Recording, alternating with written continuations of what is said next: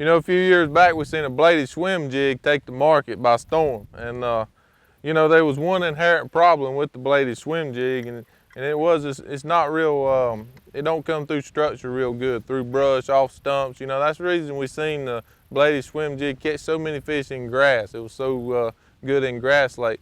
Well, we've solved that problem with the Rage blade. And how we solved that problem, we actually got the lead below the hook. So what actually happens is when you run this bait in the cover, or lay down a stump or whatever, the lead hits the cover and actually deflects the hook away from the cover so it don't snag. You know, I can run it into this stump right here. I done run it into there 10 or 12 times and never got hung. And it's just an extremely snagless bait. And it's going, just like when it first come out, was throwing it in grass. Fish hadn't never seen it, you know, and they killed it. Well, it's gonna be the same way now with this Rage blade. We're just gonna be throwing it somewhere different. And these fish around these stumps and laydowns, they're not seeing this. It's something different that guys usually throw a spinnerbait or a square bill crankbait. Now you can come behind them with the Rage blade, something different, running into that cover. It's gonna deflect off and trigger that reaction strike. You know, typically in the past, you'd crank these little old rocks, you know, with a square bill, because that's what you do, because the square bill deflects off cover so good. And now we got this Rage blade, and it's going to deflect off the same rubber. It comes over these rocks, you know, really good. It don't hang. It's just like a square bill. So you're going to throw this thing the same places you're going to throw a square bill.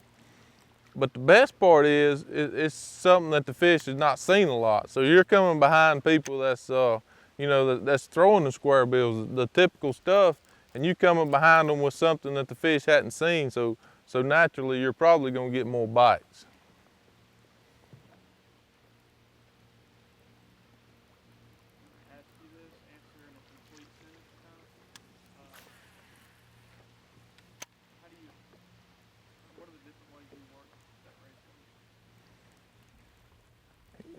The Rage blade, the number one factor, the only thing you really need to know is you need to hit something. Hit something, hit a rock, hit a stump, hit a tree. You know, get that thing on the bottom where it's hitting something. That's what it's designed for. It's designed to create that bite when it deflects off something. So just make sure that you're hitting something. Run that bait into something, whatever it be.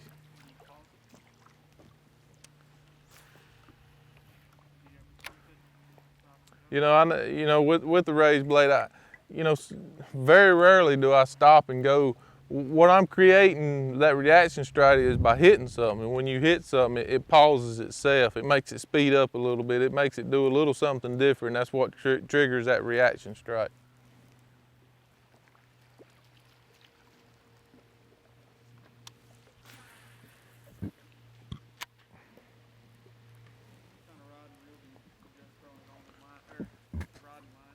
You know, I like when I throw the Rage blade, I like 15 to 17 pound line. You know, I'm throwing it on a 6-3-1 to tool. I like a 6-3-1. I like a mid-speed reel. And then I like, depending on how tall you are, you know, I'm a pretty tall guy, so I've actually got it on a 7-2 medium heavy to tool. You want a medium heavy. Medium heavy is you know, a good all-around rod for the Rage blade. Depending on how tall you are, you know, you may want to throw a 6-10 or something, but like I say, I'm tall, so I throw a 7-2. But a mid-speed, mid-range reel, and then you know, a medium-heavy rod is the combination I would use. Set the hook up.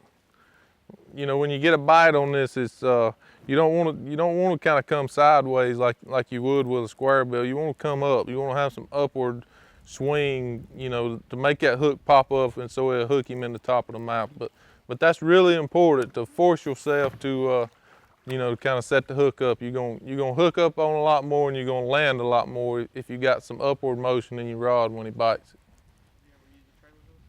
Absolutely not. I never use a trailer hook on a Rage blade.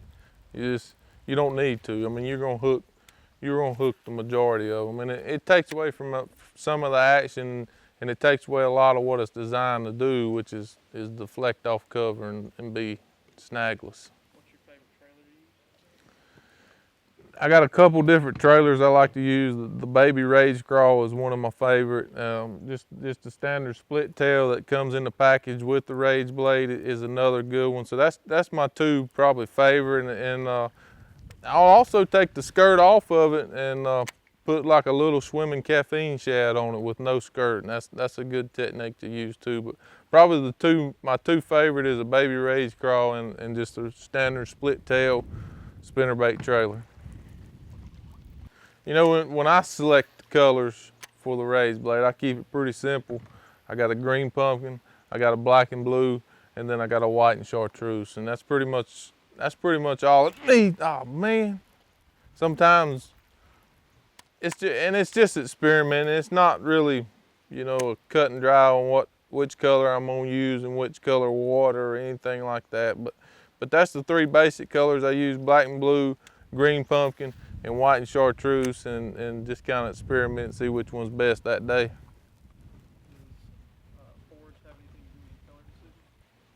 You know, when you are selecting color on raised blade, forage can have, if you're trying, you know, fall of the year, the fish are eating shad, so if the shad are up shallow around the stumps and the laydowns, you might want to use a white and chartreuse. Or springtime, when you're fishing around rocks, crawdads come out, crawl around the rocks in the springtime, so you might want to use your brown or your green pumpkins and your black and blues. So, but that's not set in stone. You just kind of have to experiment it, and sometimes a darker color one is better than the white and chartreuse and vice versa. You just really got to experiment. That's the main thing.